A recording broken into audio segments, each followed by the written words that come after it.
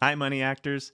Today we're going to talk about the close relationship between an investor's DNA and the DNA of an intellectual property from a movie. You may be going, what is that? And I'll get to that. But it was sort of a new aha moment that I had recently. In fact, this specific investor, I actually took one of his classes, Garrett Gunderson, through the Wealth Factory, and I actually took a course on infinite banking. This is also something that I teach in the Money Act community, and only I call it Walt Disney self-banking because it is something that Walt Disney used to fund Disneyland, and you can use it too. A lot of people don't know about it, and so I make my own little course on that as well. But anyway, he always talked about an investor's DNA, and it never really rang true to me. It just kind of passed over my head until I started comparing it to the DNA of an IP. And I've recently been going around pitching to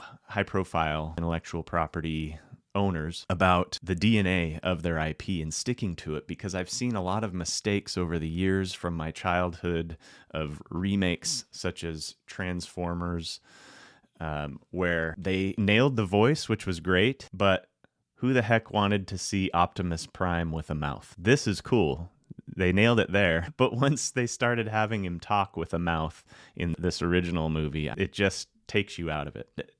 The reason I bring this up is because you go to these classic examples from your childhood and you want to stick to what you loved about it. If you deviate at all from that original IP, whether it's the characters or the story or how you intake the story, then it deviates from what you love about it.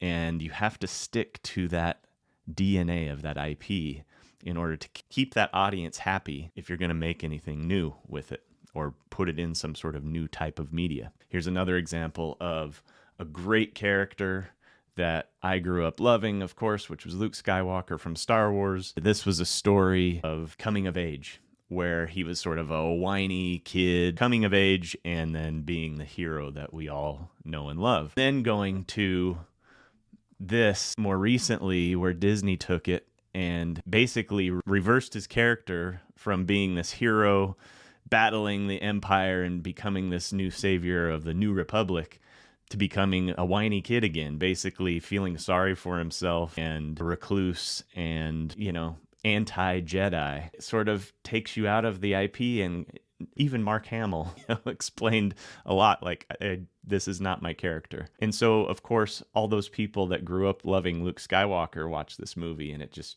pissed them off, really. And I'm going to go to another example more recently, where my kids grew up loving Ninjago, the Ninjago show on Netflix. And these are the original voice actors. In fact, we went to church with one of the voice actors, Zane. Then they made a movie out of it.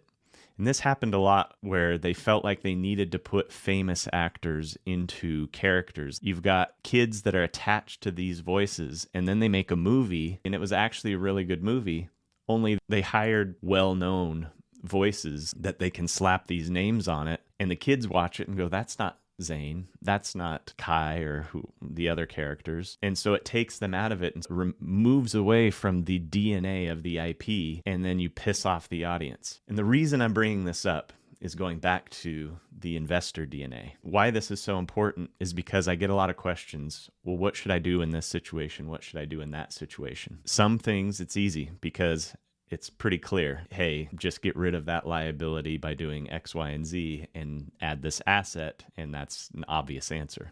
But some questions aren't as obvious. And those questions are, should I invest in stocks or invest in a home or a rental property?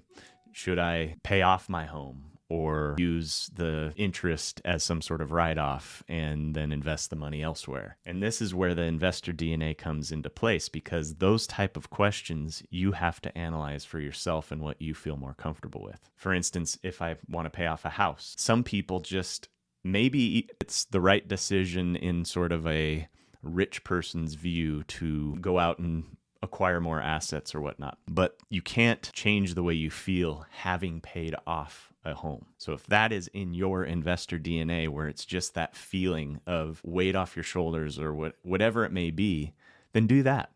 if that's what's going to make you feel better as an investor, then you should definitely do that versus maybe what somebody else would consider a better choice of investing. So that's what I mean by sticking to your investor DNA. And I think that's what Garrett Gunderson meant by sticking to your investor DNA. And it's the exact same thing of sticking to the DNA of a movie intellectual property. Anyway, I hope that sort of changed some mindsets for you on what investor DNA should be and how you should treat your own finances.